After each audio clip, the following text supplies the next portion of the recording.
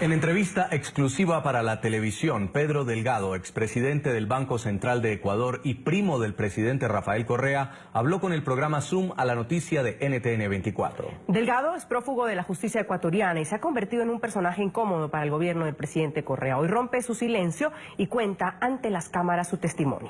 Según él, su primo Rafael tiene engañados a los ecuatorianos y solo utiliza a las personas e instituciones para su propio beneficio.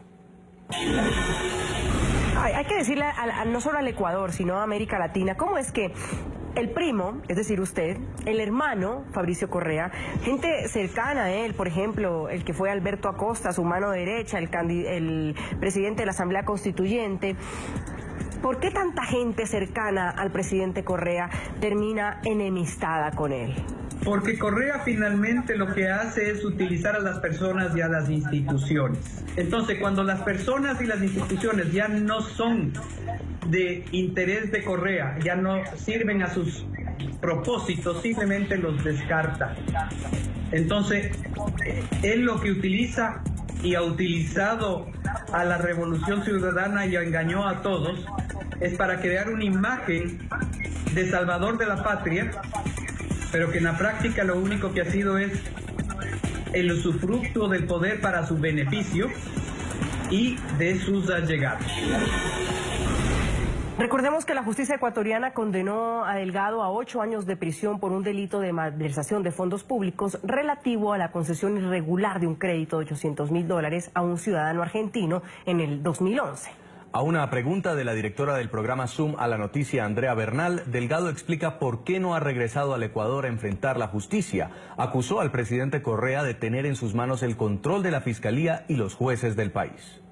¿En qué estado está hoy su proceso en el Ecuador y por qué no regresar al Ecuador para enfrentar la justicia? ¿Usted no confía en la justicia ecuatoriana, no confía en la fiscalía, no confía en el fiscal? A ver, Rafael maneja la fiscalía, maneja la contraloría, maneja los jueces, maneja todo el aparato de persecución y de instrumentación de procedimientos legales o cuasi legales, si se puede decir, ¿no? Entonces, ¿qué oportunidad puedo tener yo de una defensa real? Si, por ejemplo, a mí aquí en los Estados Unidos no se me ha permitido y no se me permite el poder de contratar a un abogado, de dar una delegación judicial que se llama, porque usted recuerde que para dar una delegación, una procuración judicial, yo tengo que hacerlo mediante una escritura pública notarizada, y aquí en los Estados Unidos yo lo tengo que hacer en el consulado, y a mí en el consulado no se me permite entrar y no me han permitido hacer ningún trámite, por lo cual sería la única persona que le buscan dar que se defienda sin la posibilidad de poder tener acceso a un abogado. Esa es la razón por la que en los últimos años quien ha tenido que ejercer mi defensa, y yo no he tenido un contacto con esa abogada, más allá de un par de conversaciones y correos, ha sido una defensora pública.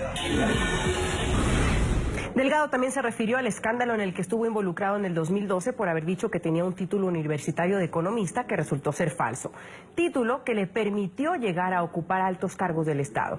En ese entonces, tras reconocer la infracción, Delgado renunció a su cargo y salió del país. En la entrevista, Delgado asegura que nunca huyó, según él, porque no había perdido el respaldo del presidente Correa. Denunció que tras los hechos, en una reunión en el Palacio de Carondelet con el círculo cercano a Correa, se acordó que él presentaría su dimisión y luego regresaría al país bajo ciertas condiciones. ¿Cuál es esa verdad, señor Delgado? Porque bien lo dice usted, hace 4 años y medio usted salió del Ecuador. Todos recordamos a ese presidente Rafael Correa en una sabatina decir que usted iba a regresar, que se había ido a la fiesta de su hijo en Miami, que iba a enfrentar la justicia. ¿Por qué nunca volvió? ¿Por qué salí? Si usted recuerda, en diciembre del 2012, yo viajé y, ojo, yo no huí, salí y es más, hasta se dieron enojos a ver en qué puesto del avión yo viajaba, ¿ya? Pero ¿cuáles fueron los hechos? Ese último día en el que yo estuve en Ecuador, hubo una reunión en la Presidencia de la República en la que se acordaron que yo iba a presentar mi renuncia pública y iba a asumir esa responsabilidad y obviamente regresaba al país pasado esa fecha. ¿Se acordaron? ¿Quiénes acordaron? ¿Qué es lo que iba a pasar? En la reunión estuvo Fernando Alvarado, estuvo Berresueta, que era el secretario de la presidencia, y estuvo, no recuerdo su nombre, pero creo que es ahora el secretario de SECON. Participó también en su momento Alexis Mera.